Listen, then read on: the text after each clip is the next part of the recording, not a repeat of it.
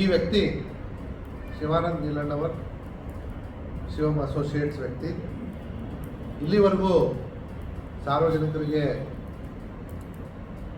ಪ್ರತಿ ತಿಂಗಳು ತಪ್ಪದೆ ದುಡ್ಡನ್ನು ತಲುಪಿಸ್ತಾ ಇದ್ದ. ಆದರೂ ಕೂಡ ಯಾವುದೋ ದುಷ್ಪ್ರೇರಣೆಗೆ ಒಳಗಾಗಿ ಸರ್ಕಾರದ ಅಂಗಸಂಸ್ಥೆಗಳು, ಜಿಲ್ಲಾಧಿಕಾರಿ ತಂಡ ಆಗಿರ್ಬೋದು, ಪೊಲೀಸರು ಇವ್ರ ಮೇಲೆ ಕ್ರಮ ಕೈಗೊಂಡಿದ್ದಾರೆ. ಇದ್ರ ವಿರುದ್ಧ ಪಿತೂರಿ ನಡೀತಾ ಇರುವಂಥ ಒಂದು ಮಾತು. ಇದ್ರ ಜೊತೆಗೆ ಕೆಲವೊಂದಿಷ್ಟು ಜನರು ಮಾಧ್ಯಮಗಳ ಮೇಲೂ ಕೂಡ ಗೂಬೆ ಕೂರಿಸುವಂಥ ಪ್ರಯತ್ನ ಮಾಡಿದ್ದಾರೆ. ಅವನು ಸರಿಯಾಗಿ ದುಡ್ಡು ಕೊಡ್ತಾ ಇದ್ದ, ಆದರೆ ನಿಮ್ಮಿಂದಾಗಿ ನಮಗೆ ಬರುವಂಥ ದುಡ್ಡು ನಿಂತು ಹೋಗಿದೆ ಅಂತ ಹೇಳಿ. ಸಾರ್ವಜನಿಕರು ಒಂದು ಮಾತನ್ನು ತುಂಬ ಚೆನ್ನಾಗಿ ಅರ್ಥ ಮಾಡ್ಕೊಳ್ಬೇಕಾದಂಥ ಅವಶ್ಯಕತೆ ಇದೆ. ಸಾಮಾನ್ಯವಾಗಿ ಈ ರೀತಿ ಸಾರ್ವಜನಿಕರಿಂದ RBI ಅವರಿಂದ ಪರ್ಮಿಷನ್ ತೆಗೆದುಕೊಳ್ಳದೆ ಠೇವಣಿ ತೆಗೆದುಕೊಳ್ಳೋದೇ ಕಾನೂನು ಬಾಹಿರ. ಅವನು ಅದನ್ನು ವೈಯಕ್ತಿಕ ಲೋನ್ ಅಂತ ಹೇಳಿ ನಿಮಗೆ ಮಾಡಿ ಕೊಟ್ಟಿರ್ಬೋದು, ಅದಕ್ಕೆ ವೈಯಕ್ತಿಕವಾಗಿ ಒಂದು ಚೆಕ್ಕನ್ನು ಗ್ಯಾರಂಟಿ ಕೊಟ್ಟಿರ್ಬೋದು. ಆದರೆ ಕಾನೂನಿನ ಪರಿಧಿಯಲ್ಲಿ ಇದನ್ನು ಠೇವಣಿ ಅಂತಲೇ ನಾವು ಪರಿಗಣಿಸ್ತೀವಿ. ಮತ್ತು ಈ ರೀತಿ ಠೇವಣಿಯನ್ನು ಸಾರ್ವಜನಿಕರಿಂದ ಸಂಗ್ರಹಿಸೋದು, ಅದು ಯಾವುದೇ ಹೆಸರಲ್ಲಿರ್ಬೋದು, ಲೋನ್ ಅಂತ ಆಗಿರ್ಬೋದು, ಬೇರೆ ಇನ್ಯಾವುದೋ ಹೆಸರಲ್ಲಾಗಿರ್ಬೋದು, ಮಾಡೋದು ತಪ್ಪು. ನಮಗೆ ಈಗಾಗಲೇ ಗೊತ್ತಾಗಿದೆ. ಕಳೆದ 2 ದಿನಗಳ ಹಿಂದೆ ಕೂಡ ಮತ್ತೊಂದು ಇದೇ ರೀತಿಯ ಪ್ರಕರಣದಲ್ಲೂ ಕೂಡ ನಮ್ಮ ಜಿಲ್ಲಾಧಿಕಾರಿಗಳು, ಜಿಲ್ಲಾ ಕಮಿಷನರ್ ತಂಡದವರು ಆಲ್ರೆಡಿ ದಾಳಿ ಮಾಡಿ ಪ್ರಕರಣ ದಾಖಲೆ ಮಾಡಿಕೊಂಡಿದ್ದಾರೆ. ಅದು ಕೂಡ ಶೀಘ್ರದಲ್ಲೇ CIDಗೆ ಬರಲಿದೆ. ಇಲ್ಲಿ ಬೇಸಿಕ್ ಕ್ವಶನ್ ಇರೋದು ಅದೇ, ಯಾರಾದರೂ ಠೇವಣಿ ಸಂಗ್ರಹಿಸಬಹುದಾ ಇಲ್ವಾ ಅನ್ನುವಂಥದ್ದು. RBIನಿಂದ ಅವಶ್ಯಕ ಬ್ಯಾಂಕಿಂಗ್ ಲೈಸೆನ್ಸ್ ಪಡೆಯದೆ ಅಥವಾ ಇನ್ಯಾವುದೋ ರೆಗ್ಯುಲೇಟರ್ಗಳಿಂದ ಅವಶ್ಯಕ, ಉದಾಹರಣೆಗೆ ಇನ್ಶೂರೆನ್ಸ್ನವ್ರು ಕೂಡ ತಮ್ಮ ಕಡೆಯಿಂದ ಠೇವಣಿ ತಗೊಳ್ತಾರೆ. ಅದಕ್ಕೆ IRDA, insurance regulator and development authority of ಇಂಡಿಯಾದಿಂದ ತಗೊಂಡಿದ್ದರೆ ಮಾತ್ರ ಅವರಿಗೆ ಅಧಿಕಾರ ಅಥವಾ ಅವಕಾಶ ಇರುತ್ತೆ ಠೇವಣಿ ಸಂಗ್ರಹಿಸಲಿಕ್ಕೆ, ಅದರ್ವೈಸ್ ಇರೋದಿಲ್ಲ. ಹಾಗಾಗಿ ಅದು ಶಿವಾನಂದ್ ನೀಲಣ್ಣವರ ಪ್ರಕರಣ ಆಗಿರ್ಬೋದು, ಆದಿತ್ಯ ರಾಜ್ ಕ್ಯಾಪಿಟಲ್ ಪ್ರಕರಣ ಆಗಿರ್ಬೋದು, ಎರಡರಲ್ಲೂ ಕೂಡ ಇವರಿಗೆ ಠೇವಣಿ ಸಂಗ್ರಹ ಮಾಡಲಿಕ್ಕೆ ಯಾರೂ ಕೂಡ ಪರ್ಮಿಷನ್ ಕೊಟ್ಟಿರೋದಿಲ್ಲ. ಸಾರ್ವಜನಿಕರು ಇದನ್ನು ತಿಳ್ಕೊಳ್ಬೇಕಾಗಿ ವಿನಂತಿ. ಮತ್ತು ಈ ರೀತಿ ಭಾರತದಲ್ಲಿ ಇಲ್ಲಿವರೆಗೂ ನಮಗಂತೂ ಯಾವುದೋ ಒಂದು ಈ ರೀತಿ ಬಿಸ್ನೆಸ್ಗಳು ಮಾಡಿ 36%, 60% ಲಾಭ ಕೊಡುವಂಥದ್ದು ಯಾವುದು ಬಿಸ್ನೆಸ್ ಕೂಡ ಇದೆ.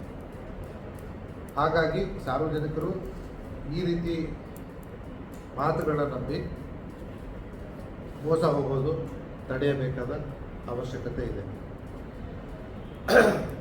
ಎಲ್ಲಿವರೆಗೂ ಸಾರ್ವಜನಿಕರು ಇಂಥ ದುರಾಸೆಗೆ ಬಲಿಯಾಗ್ತಾರೋ, 36%, 60% ಬಡ್ಡಿ ಸಿಗುತ್ತೆ ಅಂತ ಹೇಳಿ, ಅಲ್ಲಿವರೆಗೂ ಈ ರೀತಿ ಮೋಸಗಾರರು ಉಟ್ಕೋತಾ ಇರ್ತಾರೆ.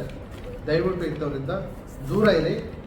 ದೂರ ಇರೋದು ಅಷ್ಟೇ ಅಲ್ಲ, ಇಂಥವ್ರು ಯಾರಾದರೂ ನಿಮ್ಮ ಹತ್ರ ಬಂದುಬಿಟ್ಟು ನಿಮಗೆ ಪ್ರಲೋಭನೆಗೆ ಒಳಪಡಿಸಿದ್ರೆ ಅದನ್ನು ಹತ್ತಿರದ ಪೊಲೀಸ್ ಸ್ಟೇಷನ್ ಅಥವಾ CID ಗಮನಕ್ಕೆ ತಗೊಂಡ್ಬನ್ನಿ.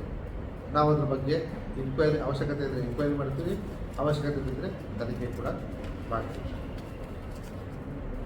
ಕೆಲವೊಂದು ವಿಷಯಗಳನ್ನ ನಾನಿಲ್ಲಿ ತನಿಖೆ ಹಂತದಲ್ಲಿ ಇಲ್ಲಿವರೆಗೂ ಏನು ಕಂಡು ಬಂದಿದೆ ಶಿವಾನಂದ್ ನೀಲಣ್ಣವ್ರದ್ದು ಹಂಚ್ಕೊಳ್ತಾ ಇದ್ದೀನಿ.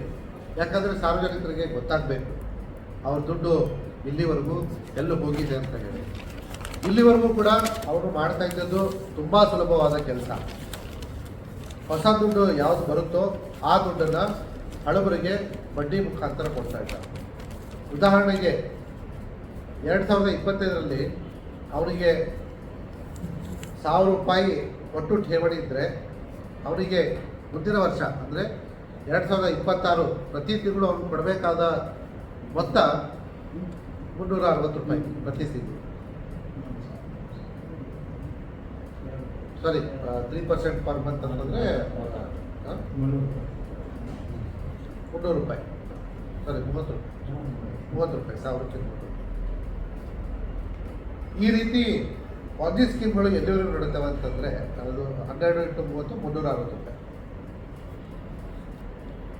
ಎಲ್ಲಿವರೆಗೂ ಅವನಿಗೆ ಹೊಸ ಠೇವಣಿ 360 ರೂಪಾಯಿ ಕ್ರಾಸ್ ಆಗುತ್ತೋ ಅಲ್ಲಿವರೆಗೂ ಈ ರೀತಿ ಸ್ಕೀಮ್ಗಳು ನಡೀತವೆ. ಉದಾಹರಣೆಗೆ ಇದೇ ಒಂದು ಪ್ರಕರಣದಲ್ಲಿ ಅವನು ಇಲ್ಲಿವರೆಗೂ ಸಾರ್ವಜನಿಕರಿಂದ ತನಿಖೆಯಲ್ಲಿ ಕಂಡುಬಂದ ಪ್ರಕಾರ 2400 ಕೋಟಿ ದುಡ್ಡನ್ನು ಸಂಗ್ರಹ ಮಾಡಿದ್ದಾನೆ. 400 ಕೋಟಿ.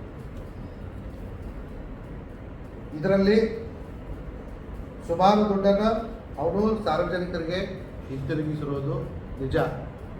ಆದರೆ ಸಾರ್ವಜನಿಕರಿಂದ ಸಂಗ್ರಹಿಸಿರ್ತಕ್ಕಂಥ ಹಣವನ್ನು ಇವನು ಯಾವುದೋ ಒಳ್ಳೆ ಬಿಸ್ನೆಸ್ಸು ಅಥವಾ ವಹಿವಾಟಿನಲ್ಲಿ ತೊಡಗಿಸಿ ಅದರಿಂದ ಬಂದಂಥ ಲಾಭಾಂಶದ ಹಣವನ್ನು ಸಾರ್ವಜನಿಕರಿಗೆ ಮರಳಿ ಕೊಟ್ಟಿರುವಂಥದ್ದು ಅಲ್ಲ.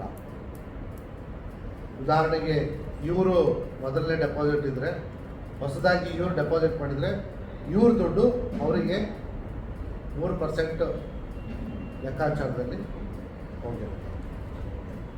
ಇದು ಬಿಟ್ಟು ಅವನು ಕೆಲವೊಂದು ಬಿಸ್ನೆಸ್ಸಲ್ಲಿ ತೊಡಗಿಸ್ಕೊಂಡಿರೋದು ನಿಜ, ಆದರೆ ಯಾವುದೂ ಕೂಡ ಅವನಿಗೆ ಲಾಭಾಂಶ ಕೊಟ್ಟಿಲ್ಲ.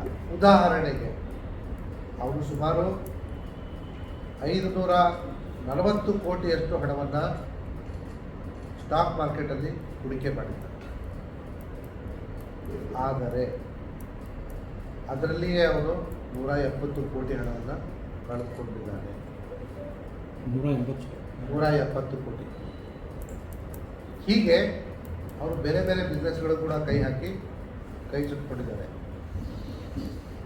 ಆದರೂ ಕೂಡ ಅವನು ಹೇಗೆ ದುಡ್ಡನ್ನು ಸಾರ್ವಜನಿಕರಿಗೆ ವಾಪಸ್ ಕೊಡ್ತಾ ಇರುವಂಥದ್ದು ಸಾರ್ವಜನಿಕರ ಪ್ರಶ್ನೆ ಆಗಿದೆ. ನಮ್ಮಲ್ಲೂ ಕೂಡ ಕೆಲವರಿಗೆ ಪ್ರಶ್ನೆ ಸಂದೇಹ ಬಂದಿರೋದು ನಿಜ. ಈಗಾಗಲೇ ಹೇಳಿದಾಗೆ ಹಳೆ ಠೇವಣಿದಾರರಿಗೆ ಹೊಸಬರು ಕೊಟ್ಟಿರ್ತಕ್ಕಂಥ ಠೇವಣಿಯನ್ನು ಪ್ರತಿ ತಿಂಗಳು 3% ರೀತಿಯಾಗಿ ಕೊಡ್ತಾ ಇದ್ದಾರೆ. ಒಂದು ಸಿಂಪಲ್ ಎಕ್ಸಾಂಪಲ್ ಕೂಡ ಕೊಟ್ಟೆ. ಹೀಗಾಗಿ ಅವನು ಸರ್ವೈವ್ ಹಾಕ್ಕೊಂಡು ಬಂದಿದ್ದಾನೆ. ಆದರೆ ಇದು ಯಾವಾಗಲಿದ್ರೂ ಕೂಡ ಒಂದು ದಿವಸ ಒಡೆದು ಹೋಗುವ 100% ಖಚಿತ ಚಾನ್ಸಸ್ಸೂ ಅಲ್ಲ, 100% ಇದು ಹಾಗೇ ಆಗುತ್ತೆ. ಯಾಕಂದರೆ ಒಂದು ಟಿಪ್ಪಿಂಗ್ ಪಾಯಿಂಟ್ ಬರುತ್ತೆ, ಒಂದು ಥ್ರೆಶೋಲ್ಡ್ ಪಾಯಿಂಟ್ ಬರುತ್ತೆ. ಯಾವಾಗ ಹೊಸ ಠೇವಣಿದಾರರು ಹಳೆ ಠೇವಣಿದಾರರಿಗೆ ಕೊಡಬೇಕಾದಂಥ ಬಡ್ಡಿ ಮೊತ್ತಕ್ಕಿಂತ ಕಮ್ಮಿ ಠೇವಣಿ ಇಟ್ಟರಂತಂದರೆ ಅವತ್ತಿನ ದಿವಸ ಅವನು ಬ್ಯಾಂಕ್ ಆಗ್ಬಿಡ್ತಾರೆ. ಅದನ್ನು ಆಗೋಕ್ಕಿಂತ ಮುಂಚೆನೇ ಜಿಲ್ಲಾಡಳಿತದ ವತಿಯಿಂದ ಪೊಲೀಸರು ಅವರು ಸೇರಿಕೊಂಡು ದಾಳಿ ಮಾಡಿ ಈ ಕಾನೂನು ಪ್ರಕಾರ ಏನು ಕ್ರಮ ತಗೊಳ್ಬೇಕು ತಗೊಂಡಿದ್ದಾರೆ. ಮುಂದೆ ಆಗುವ ಮತ್ತಷ್ಟು ದೊಡ್ಡ ಅನಾಹುತವನ್ನು ತಪ್ಪಿಸಿದ್ದಾರೆ. 2400 ಕೋಟಿಯಲ್ಲಿ ನಮಗೆ ಇಲ್ಲಿಯವರೆಗೂ ಕಂಡು ಬಂದಂತಹ ಶಾರ್ಟೇಜ್ ಅಮೌಂಟ್ 660 ಕೋಟಿ. ಆ 660 ಕೋಟಿಯಲ್ಲಿ ನಮಗೆ ಸುಮಾರು 390 ಕೋಟಿ ಬೇರೆ ಬೇರೆ ಮೂಲಗಳಿಂದ ಸಿಗುವ ಸಾಧ್ಯತೆ ಪ್ರಾಥಮಿಕ ಹಂತದ ತನಿಖೆಯಲ್ಲಿ ಕಂಡು ಬಂದಿದೆ. ಇಲ್ಲಿವರೆಗೂ ಸುಮಾರು 660 ಕೋಟಿ ಶಾರ್ಟೇಜ್ ಇದೆ. ಬೇರೆ ಬೇರೆ ನಾವು ಬ್ಯಾಂಕ್ ಅಕೌಂಟ್ಸು, ಒಂದಿಷ್ಟು FD, ಕೆಲವೊಂದಿಷ್ಟು ಸ್ಟಾಕ್ಸ್ ಇದ್ದಾವೆ, ಇನ್ನು ಕೆಲವೊಂದಿಷ್ಟು ಬಂಗಾರ ಖರೀದಿ ಮಾಡಿರೋದಿದೆ. ತಮಗೆ ಗೊತ್ತಿರೋ ಹಾಗೆ ಆಲ್ರೆಡಿ ನಾವು ಅವನ 5 ಹೈ-ಎಂಡ್ ಕಾರ್ಗಳನ್ನ ನಾವು ಆಲ್ರೆಡಿ ನಮ್ಮ ವಶಕ್ಕೆ ಪಡೆದುಕೊಂಡಿದ್ದೀವಿ. ಜೊತೆಗೆ ಸುಮಾರು ಪ್ರಾಪರ್ಟೀಸ್ ಕೂಡ ಖರೀದಿ ಮಾಡಿದ್ದಾರೆ. ಮತ್ತಷ್ಟು ನಮ್ಮ ತನಿಖೆ ನಡೀತಾ ಇದೆ. ಇದೆಲ್ಲ ಆಗಿರ್ತಕ್ಕಂಥದ್ದು ನಮಗೆ ಇಲ್ಲಿವರೆಗೂ ಅವನ ಪ್ರಾಪರ್ಟಿ ಸಿಕ್ಕಿರೋದು ಕರ್ನಾಟಕದ ಒಳಗಡೆ ಅವನು ಏನು ಮಾಡಿದ್ರು ಅದು. ಇದ್ರ ಜೊತೆಗೆ ನಾವು ಈಗಾಗಲೇ ಒಂದು ಹೈಯೆಸ್ಟ್ ಇನ್ವೆಸ್ಟರ್ಸ್ ಇರೋದು ಪಕ್ಕದ ರಾಜ್ಯ ಮಹಾರಾಷ್ಟ್ರದಿಂದ. ಅಲ್ಲಿನ ಪೊಲೀಸರಿಗೂ ಕೂಡ ಮಾಹಿತಿಯನ್ನು ಕೊಟ್ಟಿದ್ದೀವಿ. ಅದ್ರ ಜೊತೆಗೆ ಕೆಲವೊಂದು ಮಾಹಿತಿಯನ್ನು ಮಹಾರಾಷ್ಟ್ರ ಸರ್ಕಾರದಿಂದ, ಮಹಾರಾಷ್ಟ್ರ ಪೊಲೀಸರಿಂದ ಕೂಡ ನಾವು ಸಂಗ್ರಹಿಸ್ಕೊಳ್ತಾ ಇದ್ದೀವಿ. ನಮ್ಮ ಎಲ್ಲ ದಾರಿಗಳು ಜೊತೆಗೆ ಈಗಾಗಲೇ ಸರ್ಕಾರ ಶಿವಮ್ ಅಸೋಸಿಯೇಟ್ ಪ್ರಕರಣದಲ್ಲಿ KPIB ಕಾಯ್ದೆ ಪ್ರಕಾರ ಒಬ್ಬ ಕಾಂಪಿಟೆಂಟ್ ಅಧಿಕಾರಿಯನ್ನು ಕೂಡ ನೇಮಕ ಮಾಡಿದ್ದಾರೆ.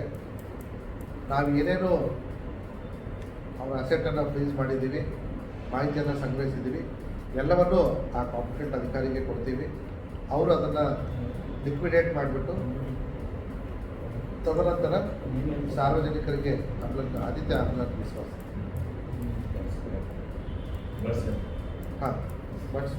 ಆ್ಯಂಡ್ ಅವರು ಅದರ ಸಾರ್ವಜನಿಕರಿಗೆ ಮರಳಿ ಕೊಡುವಂಥ ಪ್ರಯತ್ನವನ್ನು ಆ ಪ್ರಯತ್ನ ಮಾಡೇ ಮಾಡ್ತಾರೆ. ಯಾಕಂದರೆ ಆಲ್ರೆಡಿ ಸಬ್ಸ್ಟ್ಯಾನ್ಷಿಯಲ್ ಅಮೌಂಟ್ ನಮಗೆ ಸಿಕ್ಕಿದೆ. ಸುಮಾರು ಒಂದು 394 ಕೋಟಿಯಷ್ಟು ನಾವು ಅಸೆಟ್ಸು ರಿಕವರ್ ಮಾಡ್ತೀವಿ. ಅದೇ ಅರೌಂಡ್ 400 ಸರ್ ಒಂದು ಕಡೆ ಗೋಲ್ಡ್ ಏನಾದರೂ ಸಿಕ್ಕಿದೆ? ಸುಮಾರು 250 ಗ್ರಾಮ್ ಗೋಲ್ಡ್ ಕೂಡ ಸಿಕ್ಕಿದೆ. ಇದ್ರ ಜೊತೆಗೆ 40,700 ಕಸ್ಟಮರ್ಸ್ ಇದ್ದಾರೆ. 40,700 right from first day of his business 2016ರಲ್ಲಿ ಇವರು ಈ ಬಿಸ್ನೆಸ್ಸನ್ನು ಶುರು ಮಾಡಿದ್ರು.